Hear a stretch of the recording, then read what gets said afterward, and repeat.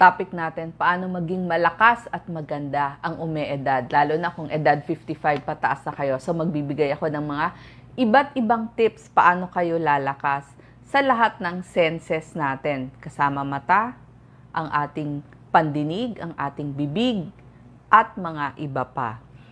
Palakasin natin una ang ating utak. So brain power ang kailangan natin. Kung nag-ehersisyo tayo sa ating katawan, pwede din tayong mag-mental exercises.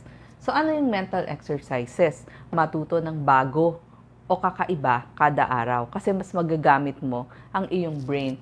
Kailangan mo din ng mga games.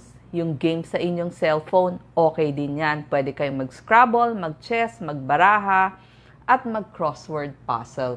Kailangan pa rin ng exercise para sa magandang daloy ng dugo. Tapos, magbasa kayo ng dyaryo, balita, libro, iba't ibang topics, pwede kayong mag-aral muli. Manood ng mga plays, lectures, exhibits, para mayroon kayong mga bagong ideas.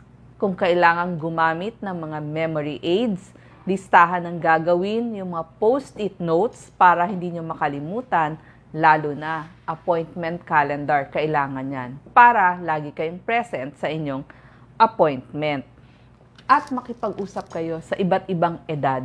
Kasi diyan kayo makakakuha ng iba't ibang learnings at kaalaman. Mag-concentrate din sa sinasabi ng inyong kausap. Yung mga gamit niyo, ilagay niyo malapit sa pintuan para wala kayong malilimutan, katulad ng bag. At saka yung mga kailangan yung dalhin, kailangan malapit sa pintuan. Kasi di ba nakakalimot kayo pag hindi kayo nagko-concentrate sa gagawin ninyo at dun sa kausap ninyo. Kailangan paghandaan natin ang ating retirement. Sabi nga ng University of Michigan, iplano natin yon para mas masaya tayo pag-retire natin kasi magbabago na yung paggastos natin, yung pamumuhay natin. Number 1, ito, mag-impok tayo kasi magkakaroon tayo ng mga paggastos pagdating sa ating kalusugan. At kailangan meron kayong mga naipong pera. Bukod dun sa pension na tatanggapin ninyo mula dun sa SSS at GSIS ninyo, baka pwede kayo mag-part-time work or mag-volunteer sa isang work para may extra income kayo.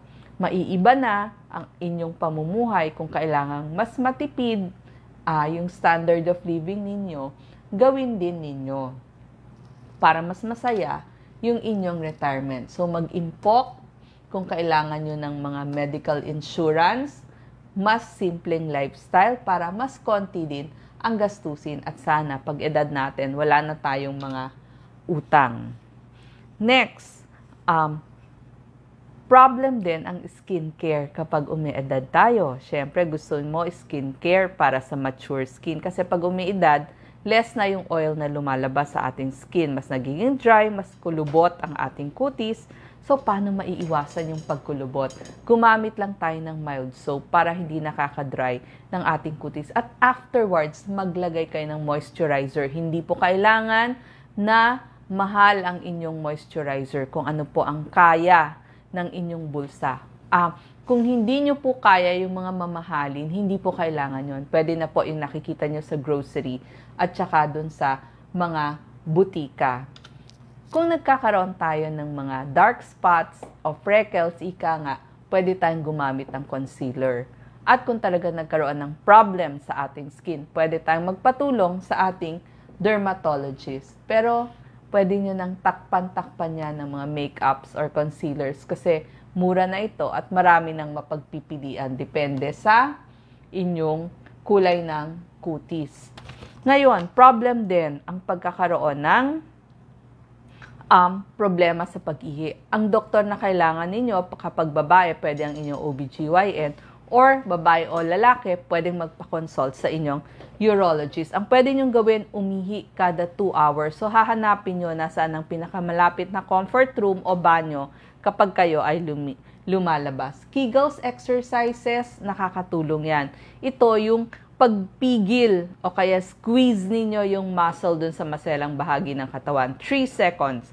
Tapos, i-release nyo 3 seconds. So, gagawin nyo ito 10 times. So, kung pwede nyo gawin 3 times a day kapag nakaupo kayo, nanonood ng TV o kaya nandun kayo sa traffic, pwede kayong Kegels exercises. Tsaka syempre mas maluluwag na pananamit para hindi naiipit yung inyong puson. Kung hindi, lagi kayong maiihi. At meron na pong mga diapers para sa adults ngayon. Para hindi kayo mga moy kapag may tumatagas na ihi. Maganda po ito, disposable, papalitan nyo lamang. Problem din natin yung pagtunaw natin o yung tiyan natin kapag tayo ay umiidad. So, kailangan natin mas kakain tayo ng more fiber. Ay, kapag hindi ho kayo makapagluto ng gulay, pwede din ho ang mga salad. So, gusto natin yung mga malalambot din, mas natutunawan tayo. At kapag kumakain tayo, pwede din gawin nyo, lagyan ninyo ng sauce o kaya ng gravy at may panulak na tubig. Kailangan ho natin 6 to 8 glasses of water sa waking hours natin para mas nalulunok yung pagkain natin. At kapag kailangan din ang pagdumi pare-parehong oras, huwag nyo hong pipigilan. Kung sanay kayo na laging alas 8 ng umaga, isanay nyo na ho ang sarili nyo na ganon.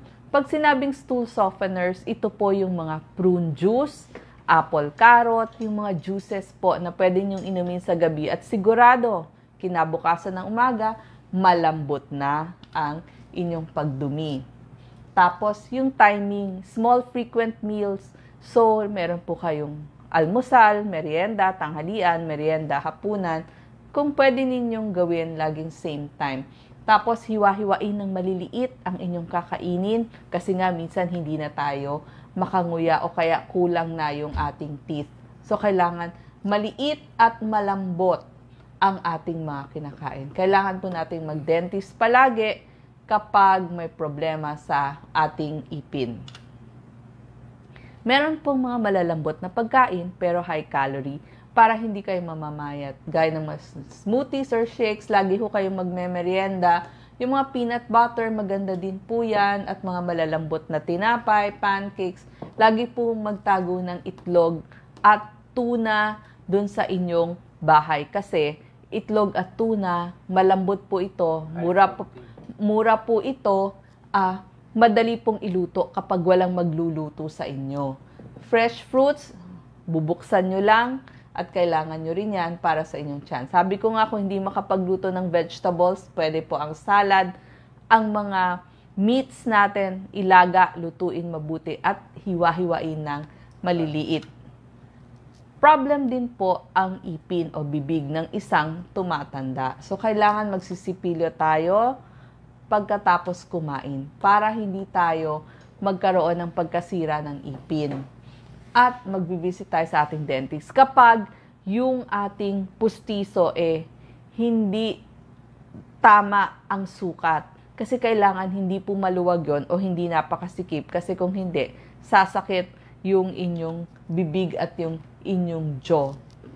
Kailangan din mag-visit ng doctor kapag sumakit ang inyong ipin, parang sensitive, nangingilo, tapos yung gums nagkakaproblema o yung tinatawag nating gilagid.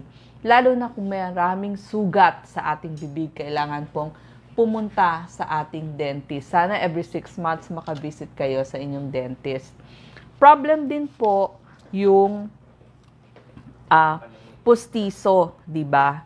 Kailangan pinapacheck din lagi ang pustiso dun sa inyong doctor. Tsaka pag hindi kayo makapag-toothbrush mabuti, nasa labas kayo, pwede ho kayo magmumog bago matulog o kaya nakalimutan nyo yung toothbrush nyo. Ito yung asin. Pwede nyo rin gawin asin sa maligamgam na tubig, imumog nyo bago matulog.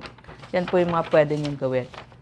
Ayusin nyo rin po ang problema sa mata, sa pandinig ng ating mga seniors. Kasi nakita nila yung mga seniors, baka magka-glaucoma, biglang nawawala ang paningin.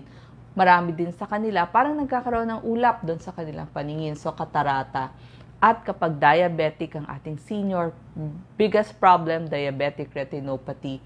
So kailangan po yung ating mga seniors, ipapatingin din natin sa ating ophthalmologist once a year or every other year. Kailangan ma-check up sila para makita agad ang problema sa paningin. Problem din yung pandinig kasi may tinatawag na presbycusis, yung humihina yung pandinig ng ating seniors. So sabihin nyo dun sa kausap nyo, kailangan lilinawan ang kanilang pagsasalita tapos normal na boses lang.